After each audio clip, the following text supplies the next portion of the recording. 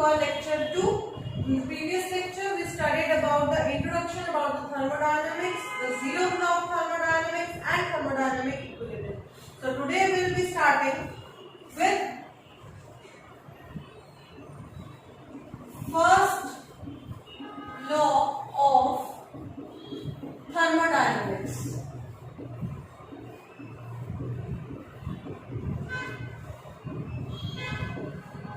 Okay, we'll start with, as scientists started working on thermodynamics and studied it further and further, they came across another thing which said that if Q amount of heat is absorbed by the system, then an equivalent amount of work is getting done. Or vice versa, like if some work has been done on a system, the system gains certain amount of heat energy. So they said that heat and mechanical work are interconvertible. So they put it together. They said, if I have done W amount of work on a system, then this work done will be proportional to Q amount of heat produced in the system. Now, to remove the proportionality constant, they introduced a constant named as Joule's equivalent of heat energy. They removed this proportionality sign with equal to and J. Now, suppose if W is given in joules, while Q amount of heat energy is being given in calories. In that case, the value of J will be given as 4.2 joules per calories. Okay, so my formula becomes W is equals to 4.2 Q. Okay, now if both of my heat energy and work done are given in same unit, say joules, in that case, the value of J will be 1. So my formula becomes W is equals to Q. So what Clausius did is, he put this thing in form of differential equation. Like, if D amount, small amount, dW amount of work is being done on a system, that will result in small change in the internal energy U plus the heat produced dQ. Okay, so in this case we say dW will be equals to du plus dQ. Okay, this differential equation will give me the expression for the first law of thermodynamics. So what we'll say is,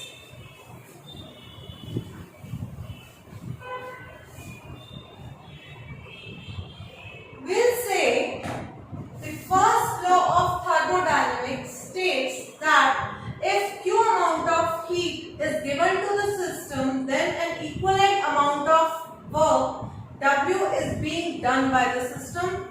Or if I am doing W amount of work on a system, that system will gain an equivalent amount Q of heat energy.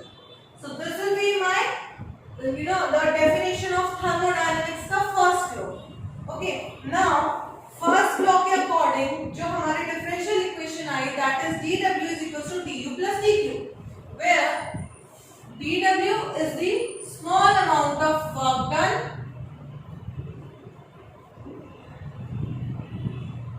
dQ is the amount of heat energy, while du is the amount of change in internal energy.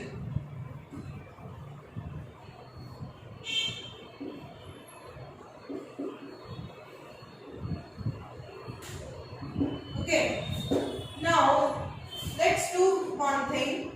ये जो equation आई है, इसके अंदर जो है dW can be done in a variety of manner. ठीक है, we take different cases separately. So first case will be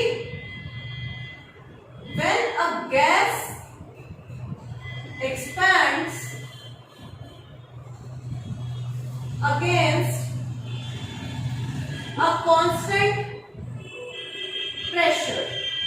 जब भी कोई गैस एक कांस्टेंट प्रेशर के अगेंस्ट एक्सपैंड करती है तो dW amount of work done is given as pressure into change into volume, where dV is the change into volume and P is the constant pressure.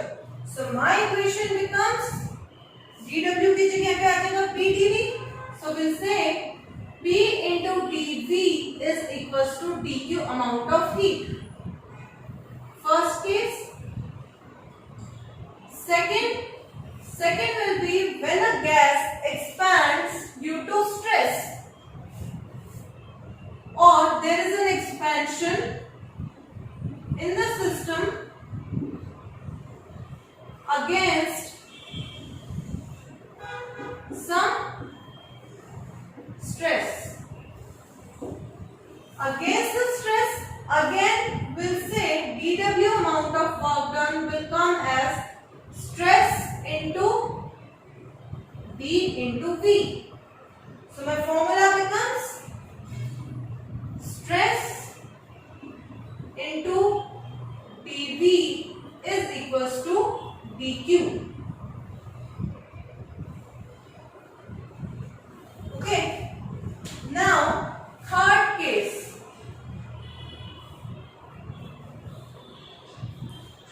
Third case will be work done against electric force. Okay. Now, in case of electric force, dW is given as the given potential into the dQ, the test charge. The work done will be the potential against which my test charge will move to a certain distance. So my work done will be potential into dQ. So my equation of the first law of thermodynamics becomes V. Here V is potential, here V is volume. So here it will be potential into test charge dQ will be equals to D capital Q, because small q is always kept for test charge while capital Q will keep for heat energy. So just to avoid the confusion, we can here also replace small q with capital Q. Here also and here also.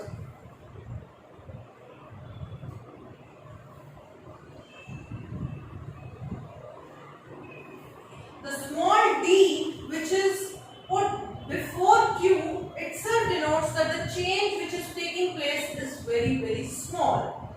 Okay. So is this clear? Tell here, is it clear? Okay, let's continue further. We'll write this equation again at this point. Now my equation for first law of thermodynamics was dW is equals to du plus dq. Now just pay attention. Earlier I said W is equals to jq. Okay. In this case, the value of J was 4.2 joules per calorie in case the units are different. If the units are same, the value of J becomes 1. So, when we come to this equation, it is assumed that all the quantities have the same energy units. dW in joules, du will be converted to joules, dq will be taken in joules. Or all three of them are taken in calories, just to omit the value of J here. Okay, now one more thing, since we are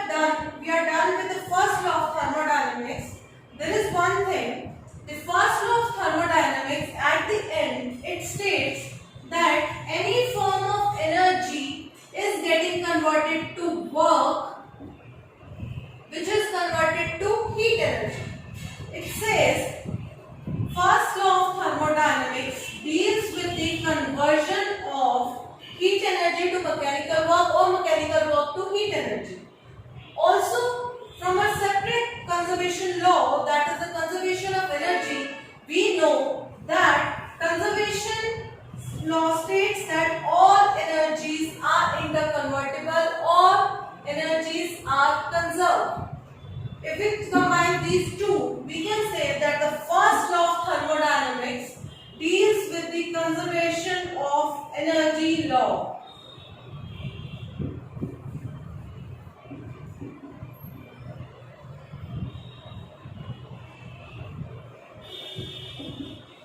उसका एक सार निकाल के at the end the conclusion is that the first law of thermodynamics is mainly based on the conservation of energy.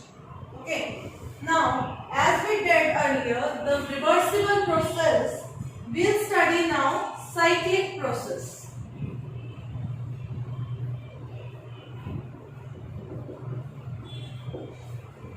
Okay, suppose I'm here, this is my XYZ graph, this is Y and this is X. Okay, I'm somewhere over here, this point is A. Okay, from this point I started like this and I reached a point named B. Then I moved to point C, then to the point D, then to the point E, and then back to the point A. So basically what I am doing is I am moving in a cycle towards its original position only. I moved in a cyclic way and I reached my original state only. In the starting I said a certain state, thermodynamical state, is defined by pressure, volume, temperature. Okay, P1, V1, T1. In this case, I went to P2, V2, T2, then P3, V3, T3, then P4, V4, T4. Here it will be P5, V5 and T5. And if I say that this is my sixth state, so it will be A dash, which is P6, V6 and T6. If I am saying that this is a cyclic process, these parameters will turn out to be P1 equal to P6, V1 equal to V6, T1 equals to T6. So basically A is equals to A dash, that means I am only moving in a cyclic way. So in this case, since all my parameters have turned out to be similar to the original state, my change in internal energy to TU will be 0. Okay.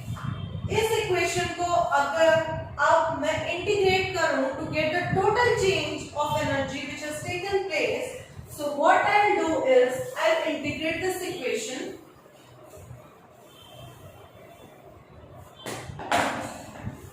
Integrate cyclic process, integrate cyclic process, integrate cyclic process. So in case of a cyclic process, total change in internal energy turns out to be 0. We'll say integration dW will be equals to integration dQ, which will turn out to be amount of work done is equals to amount of heat produced. So in case of a cyclic process, the direct relation will be W is equals to Q. So this will be my first law of thermodynamics. Okay. Now we are done with the first law of thermodynamics. What we'll do now is, let's move further and now we'll say what are the drawbacks or what are the limitations of the first law of thermodynamics.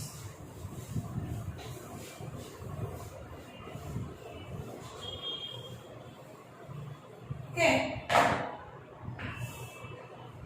I'll add here, that will be limitations of first law of thermodynamics. Now, the limitations of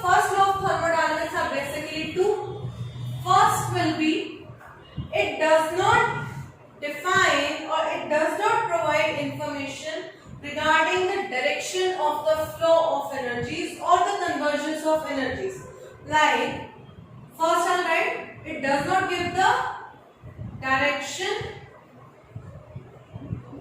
of conversion. To understand this, let's take an example. Suppose I have a system A and it is interacting with the system B with conversion of heat energy or amount of work done or whatever. So the first law will say that W amount of work is being done, Q amount of heat is being exchanged. But which body is doing work or which body is transferring the heat energy is not specified in the first law of thermodynamics. It will not tell me whether heat is flowing from A to B or it is flowing from B to A. Or since we know that temperature, which is defined as the degree of hotness.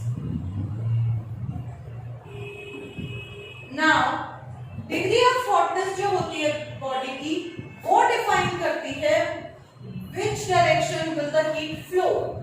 Like if my T1 is greater than T2, then the system 1 will provide heat to the system 2. It always travels from hotter to colder body, but the concept of temperature is not at all involved in the first law of thermodynamics.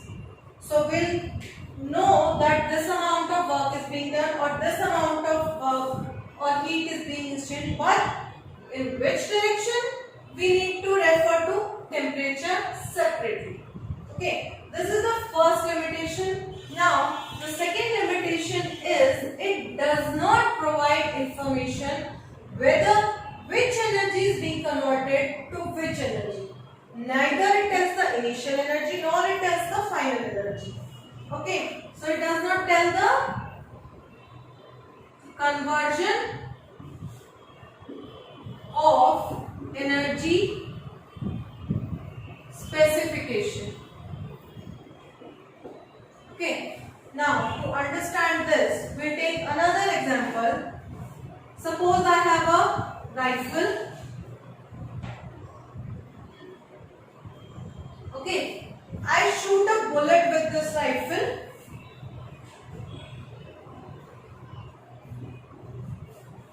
We all know that when I shoot a bullet from a rifle, the bullet gets heated. Its temperature increases, but first law of thermodynamics does not tell why its energy or why its temperature has increased. The reason being, the part of the kinetic energy which the rifle has provided is being converted to heat energy of the bullet, which raises its temperature. But it is not specified in case of first law of thermodynamics. Or the reverse case, that suppose I have a bullet. Okay, now if I heat this bullet, should it go back to the rifle? It is also not cleared by the first law of thermodynamics. Ideally, it is a cyclic process. अगर होता है तो हम बोलते हैं कि जो जैसे हो रहा है वो वैसे वापस भी होना चाहिए, because energies are conserved. तो एक एनर्जी अगर दूसरे में कन्वर्ट हुई है तो दूसरी एनर्जी भी फर्स्ट में कन्वर्ट होनी चाहिए. लेकिन इस केस में ऐसा नहीं होगा. अगर आप बुलेट को हीट करते हैं, it will never ever go back to rifle. But rifle से अगर निकलेगी तो उसमें हीट होएगी, उसकी टेम्परेचर इंक्रीज होगा. So this case is not specified or explained by the first law of thermodynamics. Okay, so these are the two limitations of first law of thermodynamics. To overcome these limitations, we'll move further to study the second law of thermodynamics, which I'll be covering in the next lecture. For today's lecture, we have covered the first law of thermodynamics, the definition, the types of processes, and the different varieties of work being done which is being converted to heat energy and putting back in the equation of first law of thermodynamics. And at the end we have covered the limitations of first law of thermodynamics. Basically, limitations means at what level the law fails to explain the processes. So we have covered two limitations. We'll stop here. Do revise the first lecture, the second lecture, and do let me know whether